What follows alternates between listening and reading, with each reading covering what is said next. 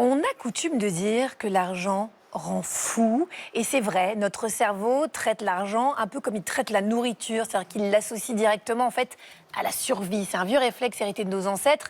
Hier, on se battait pour un bout de steak. Moi, je peux encore me battre pour ça, mais c'est une autre histoire. Aujourd'hui, on se déchire pour du flouze. Et pour toutes ces raisons, l'argent réveille des émotions archaïques comme la jalousie, l'envie, qui court-circuitent parfois le raisonnement et conduisent aux actes les plus insensés, comme Marie a pu le constater avec son témoin. Money for nothing and your chicks for free. Money for nothing.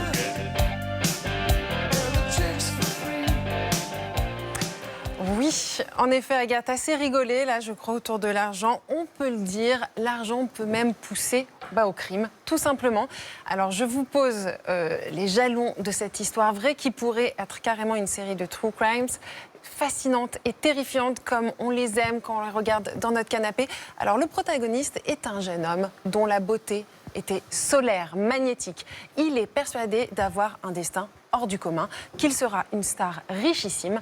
Mais le rêve va tourner court parce qu'à 17 ans, il apprend qu'il est séropositif. Il décide alors qu'il obtiendra sa vie de luxe, coûte que coûte, rien ne l'arrête. Il tue ses grands-mères pour des petits héritages. Il se marie avec le producteur d'Elton John, qu'il tuera après 1 mois seulement de mariage pour hériter à nouveau. Et puis, il se fait adopter par une multimillionnaire à Hollywood. Il ne sera jamais inculpé pour ses crimes, puisqu'il mourra du sida quelques jours avant son procès. Voici l'histoire d'Alexandre Despalières, l'ange meurtrier, que nous raconte Sophie Bonnet, la journaliste qui a enquêté sur ces crimes au péril de sa vie. Bonjour Sophie Bonnet, merci beaucoup de répondre à mes questions. Bonjour Marie. Vous avez enquêté pendant 5 ans sur l'histoire d'Alexandre Despalières. Pourquoi vous êtes intéressée à cette histoire ? Alexandre Despalières, c'est quelqu'un qui avait la beauté du diable et puis qui a fini par assassiner un certain nombre de gens au paracétamol pour l'appât du gain en fait. Et c'est une personnalité complètement solaire, en tout cas au début de sa vie, et assez fascinante. C'est quelqu'un qui est très beau dès l'enfance et puis sa mère l'élève vraiment dans la certitude qu'il va devenir une personnalité publique, comédien, acteur, chanteur, enfin voilà, et qui va être richissime. Et donc il est vraiment construit comme ça. Et en fait, il est certain qu'il y a un destin extraordinaire qui l'attend. Et quand il a 15 ans à peu près, donc il connaît tout Paris, il sort beaucoup. Il sort un disque qui s'appelle L'amour à mort d'ailleurs. Il commence à jouer dans quelques petits feuilletons par-ci par-là. Enfin, ça démarre un petit peu. Et puis, il va être contaminé, il va être séropositif en fait. Et très jeune, à 17 ans. Voilà. Et en fait, là, tout s'arrête et il est absolument rempli de rage, de hargne. Les choses s'arrêtent alors que c'est pas ce qui était convenu dans son esprit, disons. Et à partir de là, il va complètement vriller. Et en fait, il va se croire autorisé à assassiner d'abord ses grands-mères, ses parents, pour récupérer de l'argent, pour récupérer l'héritage, le prix des maisons, etc.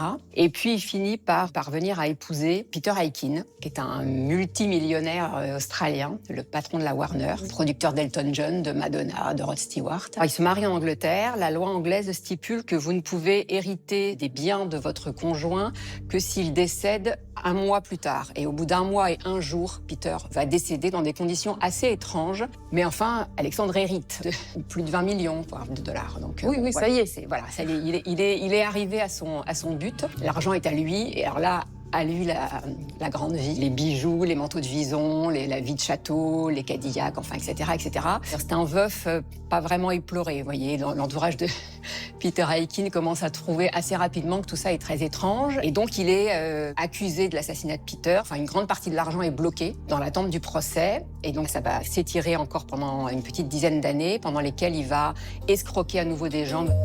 Et parmi ces personnes, une certaine Simone Baker. Quand il est à Hollywood, il parvient à se faire adopter par une femme multimillionnaire. Et donc, à quel âge?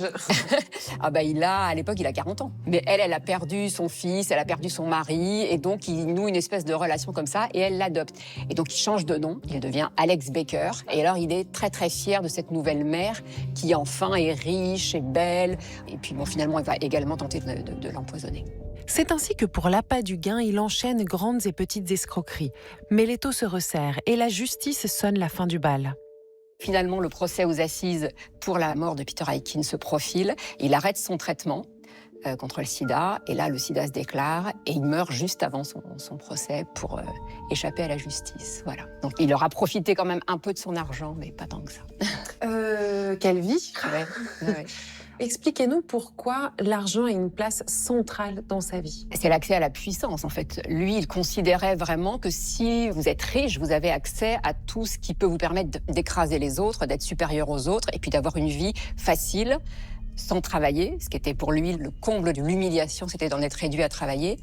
Et donc, il estimait que vraiment, c'était un but en soi, d'être riche et puissant. Être pauvre, c'était vraiment la malédiction absolue. Et il était prêt à tout pour échapper à ça. Quitte à tuer.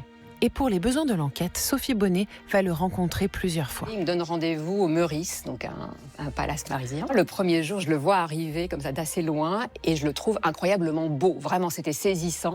Les photos lui rendent pas justice. Il m'a fait très très bonne impression. Vraiment, je me disais, bon, c'est une erreur judiciaire, ce type est innocent. J'ai mis un certain nombre de rendez-vous à vraiment commencer à me dire qu'il y avait un problème, quoi. Pour vous, Alexandre a tué combien de personnes? Parce que vous parlez de serial killer. Oui. Il y en a au moins 5, mais moi je suis persuadée qu'il y a des cadavres dans les placards, ça c'est certain. Comme il savait que vous enquêtiez sur lui, est-ce qu'à un moment vous avez eu peur pour vous? Oui, à plusieurs reprises j'ai eu peur pour moi. Assez rapidement, quand je vais prendre des cafés au Meurice, Vous ne buvez pas le café? Voilà. Au début, je fixe sa main et je fixe ma tasse de café. Pas tout de suite, hein, ça prend vraiment un certain nombre de mois. Et à l'ouverture du procès, l'avocat général a dit quand même qu'on avait très probablement affaire à l'un des plus grands meurtriers de ces dernières années. Donc, de toute façon, sa culpabilité laisse quand même très peu de doute. Un rêve est dit, on rigole moins. Donc c'est une enquête aussi passionnante que glaçante que Sophie Bonnet retrace dans son livre Le Maître et l'Assassin aux éditions Robert Laffont. La journaliste a répertorié donc au moins 5 assassinats pour lesquels Alexandre Despalières n'a jamais été jugé. Donc il y a ses 2 grands-mères, sa mère, son mari Peter Hicken et le célèbre avocat avec qui il a entretenu une courte idylle, Olivier Metzner. Ce qui est déconcertant dans cette affaire, c'est la facilité d'Alexandre Despalières à tuer en passant totalement sous les radars à cause de sa séropositivité. Il était expert en médicaments. En fait, il se baladait toujours avec une mallette de pharmacie. Son arme était du Doliprane, qui à grande dose, on le sait, quotidienne, peut tuer en moins d'1 mois.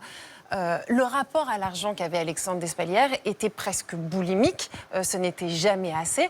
Et après les 20 millions d'euros extorqués à son mari, il en voulait encore et encore, ce que vous disiez. Alors pourquoi cette fuite en avant? Joseph Agostini, vous expliquez que l'argent n'est jamais suffisant. Plus on en a, plus on en veut. C'est le cas d'Alexandre Despalières, mais aussi ça vaut pour des entrepreneurs comme Elon Musk. Ils ont tout.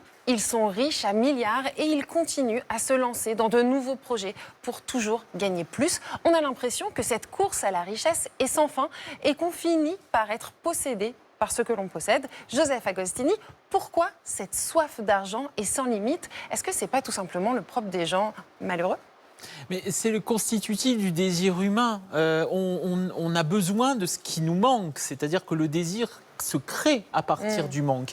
Et effectivement, là où c'est absolument pervers, c'est que c'est la porte ouverte à la manipulation, à la tricherie, quand on n'a pas une instance interne, on va dire une culpabilité chevillée au corps et au cœur. Et Alexandre Despalières, visiblement, s'est engouffré là-dedans parce que dans sa structure psychologique, il y avait une autorisation à transgresser la loi, à s'adonner à sa toute-puissance très volontiers et gratuitement. Et effectivement, quand le pervers rencontre une opportunité pareille, puisqu'il était beau, puisqu'il avait cette possibilité de faire la rencontre de grands milliardaires, il y a quelque chose d'irrésistible pour lui. C'est-à-dire, il y va, alors que d'autres pourraient être évidemment traversés par la culpabilité, par la peur de blesser et par surtout la peur de transgresser, la transgression ultime, le crime. Oui, Joseph Agostini, juste quel est le sens pour Elon Musk quand on gagne 100, 200, 300 milliards, 500 milliards? C'est quoi le sens quand on n'a pas une vie pour dépenser tout cet argent? Quel est le sens? Je vais vous dire, à mon avis, pour Elon Musk, il n'y a plus de sens. Quand on peut tout avoir, alors là, on est dans la mort. C'est-à-dire qu'on est dans un tel hors-sens, il y a un tel sentiment d'être le maître du monde qu'on vrille forcément. Sylvie, vous confirmez ce qu'on a vu avec le reportage de Marie, l'argent peut rendre malade et mener à des troubles psychologiques ? Bah oui, effectivement, parce que quand vous pouvez tout vous offrir, quand vous avez beaucoup d'argent, on n'hésite pas à parler maintenant d'un nouveau concept de trouble qui s'appelle l'affluenza. Qu'est-ce que c'est que l'affluenza ? C'est trop d'argent par rapport à vos désirs, à vos besoins. Et donc, du coup, vous savez qu'on a un circuit de la récompense qui, normalement, s'active quand on se fait plaisir, y compris quand on s'achète quelque chose. Mais quand vous pouvez tout vous acheter, en fait, les achats, les biens matériels ne suffisent plus à activer le circuit de la récompense. Alors, vous savez quel est le meilleur moyen d'activer ce circuit de la récompense ?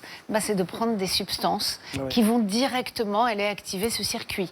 Et donc, c'est pour ça qu'on sait que les personnes qui ont de trop gros moyens, c'est pour ça qu'on disait, il y a une somme idéale pour chacun d'entre nous. On a un seuil, comme dans tous les domaines.